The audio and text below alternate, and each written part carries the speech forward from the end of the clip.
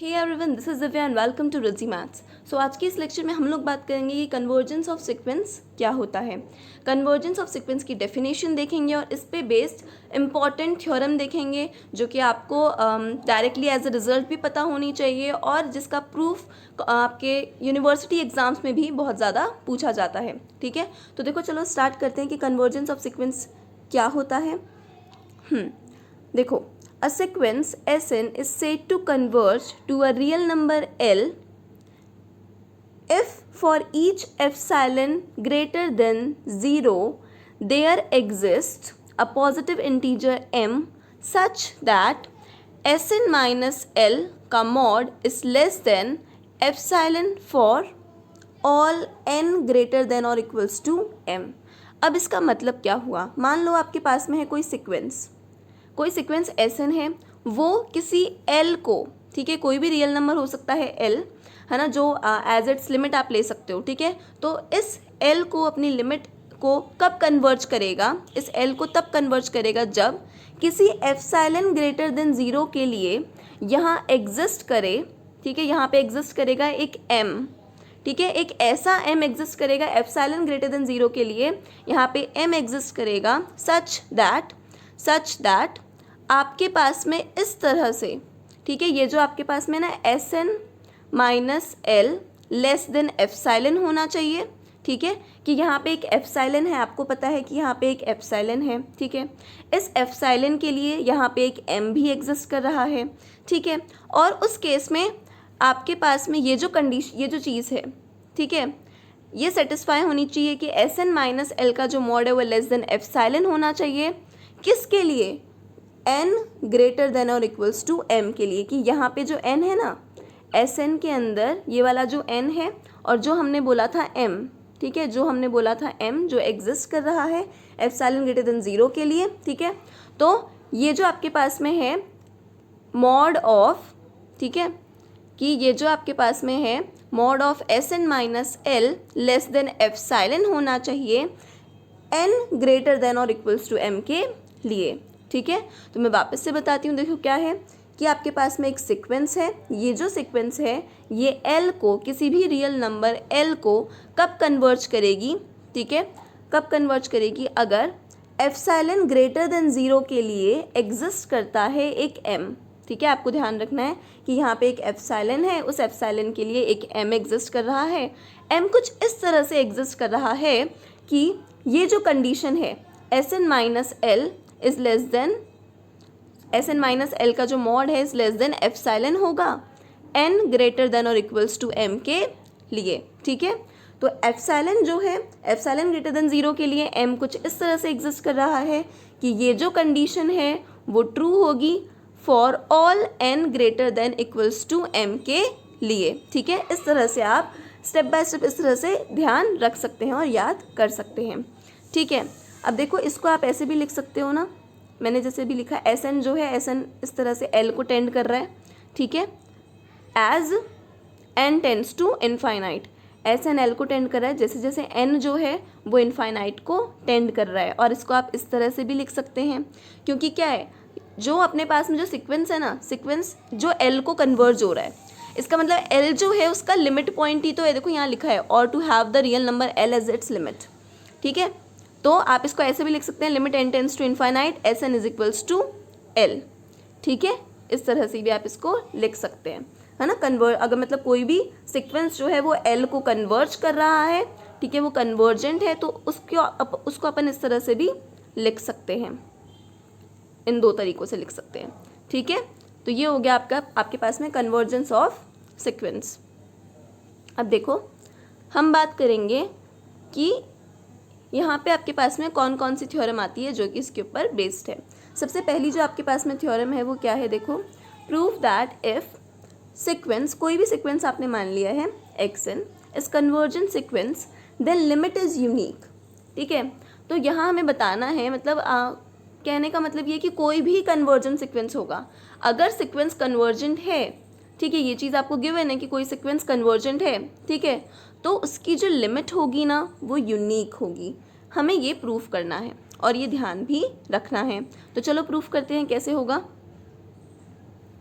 देखो, we will prove that by using contradiction, हम contradiction से प्रूव करेंगे, ठीक है। बहुत सारी थ्योरम्स जो है हम रियल एनालिसिस के अंदर कॉन्ट्रडिक्शन से ही प्रूव करते हैं। जैसे अब यहाँ पे आपको ये चीज़ तो गिवन है, ये तो आपको पता है कन्वर्जन सीक्वेंस है एक्सन, ठीक है। अब हम क्योंकि कॉन्ट्रडिक्शन से प्रूव करेंगे तो हम मान लेते हैं कि लिमिट जो है वो यूनिक नहीं है। तो let us suppose that conversion sequence action have 2 limits, ठीक है। तो हमने बोला इसके पास में 2 लिमिट्स होगी, से L1 एंड L2, ठीक है, जहाँ पे L1 और L2 जो है वो इक्वल नहीं है। अगर वो दोनों इक्वल हो जाएगी इसका मतलब तो यूनिक ही हो गया ना, ठीक है। तो इसीलिए हमने क्या मान लिया कि L1 और L2 2 लिमिट्स हमने मानी है जो कि इक्वल नहीं है, ठीक है। चलो अब बात करते हैं आगे, sorry. Now limit n tends to infinite x n is equals to L1, ठीक है। अब आप देखो यहाँ पे क्योंकि हमें पता है ना कि ये 2 को कन्वर्ज कर रही है, तो अभी अपन ने जो ऊपर डेफिनेशन देखी ना, थोड़ा ऊपर देखेंगे आप ऊपर देखेंगे तो देखो डेफिनेशन से अपन इस तरह से इसको लिख सकते हैं ना, और इस तरह से लिख सकते हैं, है ना। ये वाली चीज़ आप देख लो, इस तरह से आप इसको लिख सकते हो। तो यहाँ पे नीचे जो अपन देख रहे हैं कि एक्सन जो है वो 2 चीज़ों को कन्वर्ज हो रहा है ना। लिमिट L1 को कन्वर्ज हो रहा है और लिमिट L2 को कन्वर्ज हो रहा है, ठीक है। तो आप इस तरह से लिख सकते हो ना उसको, limit n tends to infinite x n is equals to L1, ठीक है। और इसको इस तरह से लिखेंगे कि फिर for each epsilon greater than 0 there exist n1 belongs to n such that x n minus L1 is less than epsilon for n greater than n1। देखो यहाँ पे अपन ने ये जो इतनी चीज़ है ना, ठीक है, ये जो बॉक्स में बंद की है ये क्या है, ये वही तो है जो कन्वर्जेंट सीक्वेंस की डेफिनेशन होती है, यही हमने ऊपर पढ़ा था, देखो, ठीक है। तो सिंपल हमने बस उसकी डेफिनेशन लगाई है, देखो यही अपने यहाँ पे पढ़ा था कि कन्वर्ज कर रहा है इसको अगर, ठीक है, तो उस केस में यहाँ पे एप्सिलॉन ग्रेटर देन 0 होगा, यहाँ पे एग्जिस्ट करेगा m सच दैट ये कंडीशन होगी n greater than equals to m के लिए, ठीक है। तो बस सो हमने यहाँ पे माना कि अपने पास में 2 लिमिट्स हैं, L1 है और L2 है, ठीक है। अब हम दोनों के लिए L1 और L2 के लिए दोनों के लिए कन्वर्जेंट सीक्वेंस की डेफिनेशन लगा रहे हैं, ठीक है।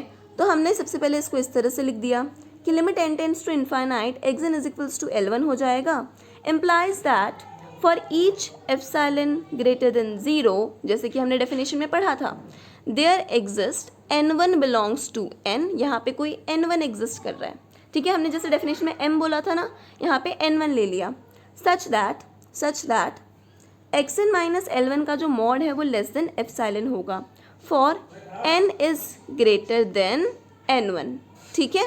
यही अपन ने वहाँ पे पढ़ा था कि for all n is greater than m, तो यहाँ पे n is greater than n1 हो गया क्योंकि हमने यहाँ पे n1 लिया है, ठीक है। सिमिलरली L2 के लिए लिखेंगे, तो देखो limit x n n tends to infinite is equals to L2, क्योंकि अब जो लिमिट है सीक्वेंस की वो L2 को कन्वर्ज कर रही है, ठीक है। Implies that for the same epsilon greater than 0 there exist, यहाँ पे n2 ले लिया है हमने कि जैसे वहाँ पे n1 एग्जिस्ट कर रहा था वैसे यहाँ पे कोई n2 एग्जिस्ट कर रहा है, ठीक है। तो n2 एग्जिस्ट कर रहा है जिसके लिए such that mod of action minus L2, जो mod of action minus L2 है, इज़ लेस देन एप्सिलॉन है, ठीक है, for n greater then n2। बात आई समझ में? अभी तक हमने सिर्फ इतना किया है कि 2 लिमिट्स मानी है L1 एंड L2 और दोनों के लिए कन्वर्जेंट सीक्वेंस की डेफिनेशन अपन ने लगा दी है, ठीक है। अब आगे देखते हैं। अब देखो लेट n नॉट क्या है, ये अपन ने जो n1 और n2 माना था ना, ये देखो यहाँ जो n1 और n2 माना था, एक n1 इसके लिए और n2 जो है L2 वाले केस में, तो ये जो 2 आपने माने थे नंबर्स, ठीक है, तो इसका हमने क्या ले लिया मैक्सिमम।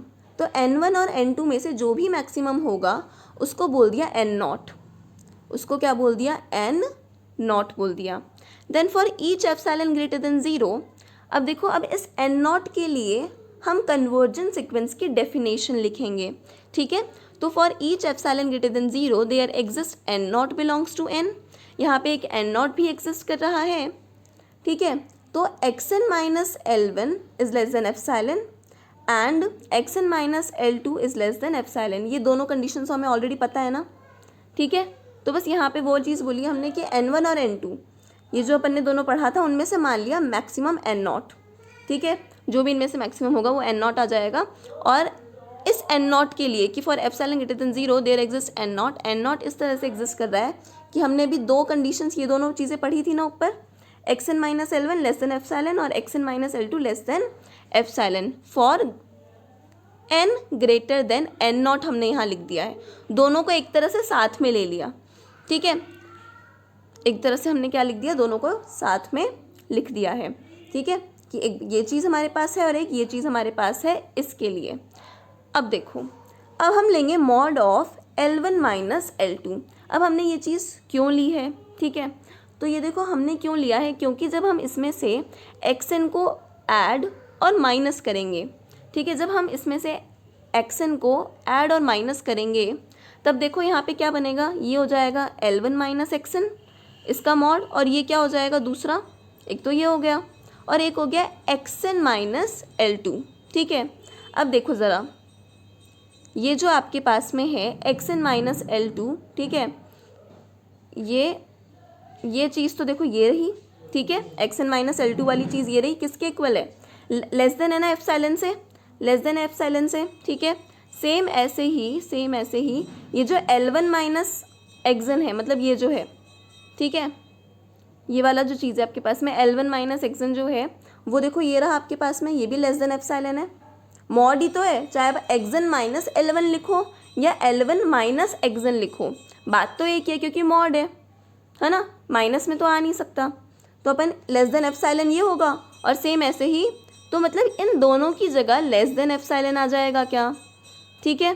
तो इसीलिए हमने क्या लिख दिया, पहली चीज़ यहाँ पे लेस देन क्यों लगा है, क्योंकि आपको पता होगा कि जब अपन इस मॉड के अंदर ये जो वैल्यूज़ है, ठीक है, तो क्योंकि इनके बीच में एडिशन है ना, तो जब हम इनको अलग कर रहे हैं, ठीक है, अगर इस तरह से होता है ना, ये आपको पता होगा कि जैसे 2 + 3 का मॉड है और इसको अगर आप ऐसे लिख सकते हैं, इसको आप 2 का मॉड प्लस 3 का मॉड, ये चीज़ ऐसा होता है, ठीक है। तो उस हिसाब से हमने ये वाला, ये तो इस तरह से आ गई, ठीक है। और दूसरी चीज़ क्या कि L1 माइनस xn जो है इसकी वैल्यू तो हमें यहाँ से मिल गई लेस देन एप्सिलॉन, और इसकी वैल्यू हमें यहाँ से मिल गई लेस देन एप्सिलॉन, कि xn माइनस L2 जो है वो भी लेस देन एप्सिलॉन है, ठीक है।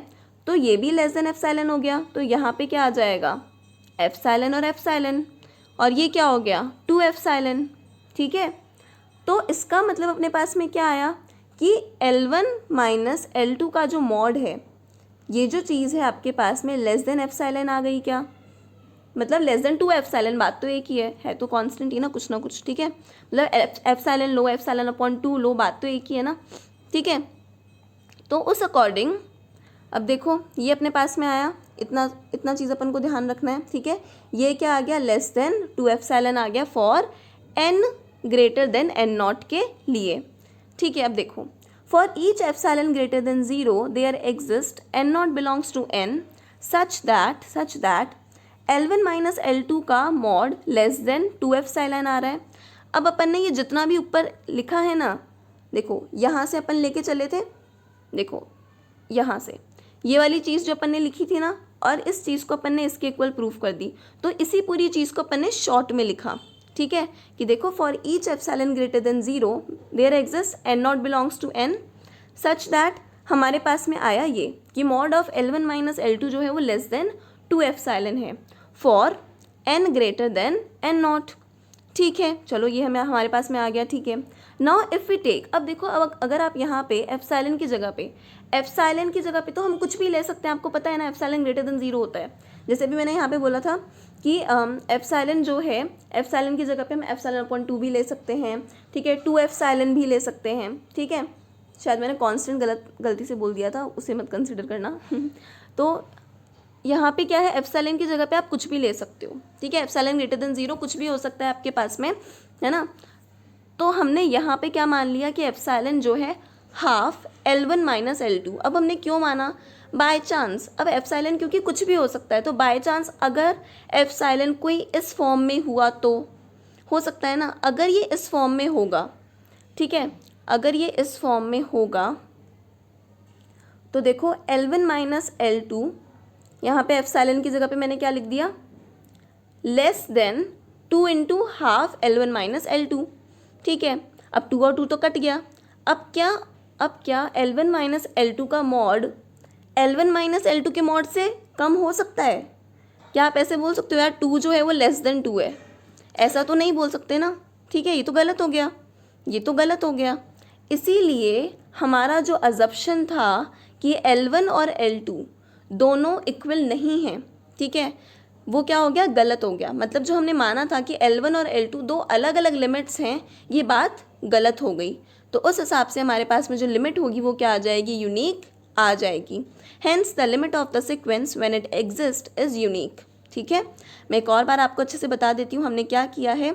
यहाँ पे हमने कुछ नहीं किया, शुरू में हम लोगों ने दो लिमिट्स ली L1 और L2, ठीक है, और जो आपके पास में डेफिनेशन होती है कन्वर्जेंस की हमने वो लिखी, उससे हमारे पास में ये बात आ गई। ठीक है, सेम ऐसे ही दूसरे वाले के लिए लिखी थी L2 के लिए, वहाँ से ये वाली बात आ गई। ठीक है, दोनों के लिए कन्वर्जेंस की डेफिनेशन लिखने के बाद हमने एक N2 लिया जो कि मैक्स ऑफ N1 और N2 है। ठीक है, और उससे हमने निकाला ये कि mod of L1 minus L2 हमने निकाला, तो वो लेस देन 2 एप्सिलॉन आ गया।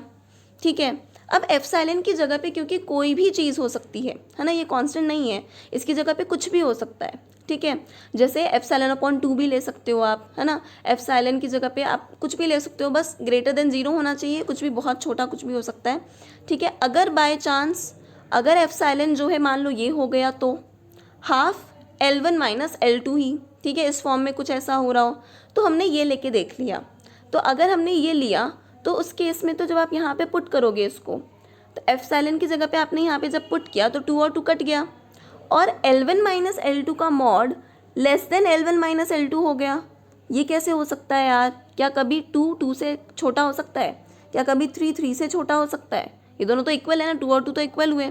सेम वैसे ये वाली बात भी तो हुई, तो दिस इज रॉन्ग, ये गलत है। Thus our assumption that L1 not equals to L2 is wrong.